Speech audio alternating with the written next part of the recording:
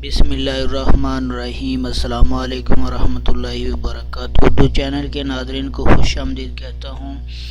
Friends, امید ہے کہ آپ سب خیریت سے ہوں گے۔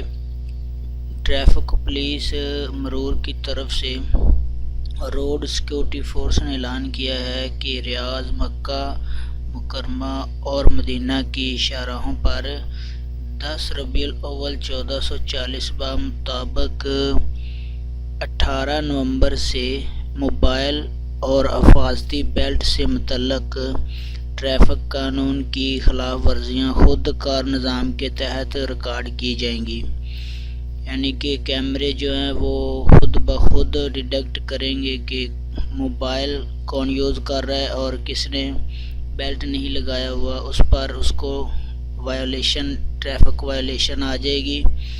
سیکورٹی فورس نے ٹویٹ کے ذریعے توجہ دلائی کہ ڈرائیونگ کے دوران حفاظتی بیلٹ باندھنا ضروری ہے، جبکہ ہاتھ سے موبائل استعمال کرنا ممنوع ہے، سخت منع ہے۔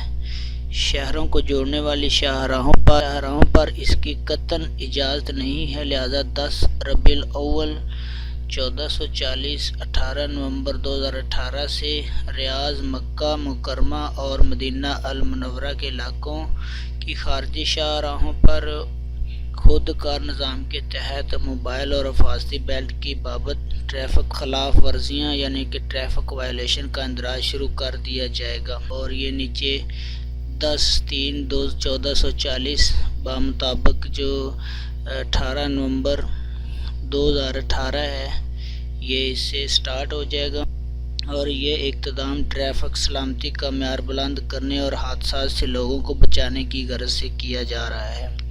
یہ نیوز اپ ڈیٹ میں آپ لوگوں کے ساتھ شیئر کر رہا تھا۔ امید ہے فرینڈز چینل سبسکرائب کریں اور اپنے دوستوں کے ساتھ شیئر کریں۔ اللہ آپ سب کا حامی و ناصر، اللہ نگہبان۔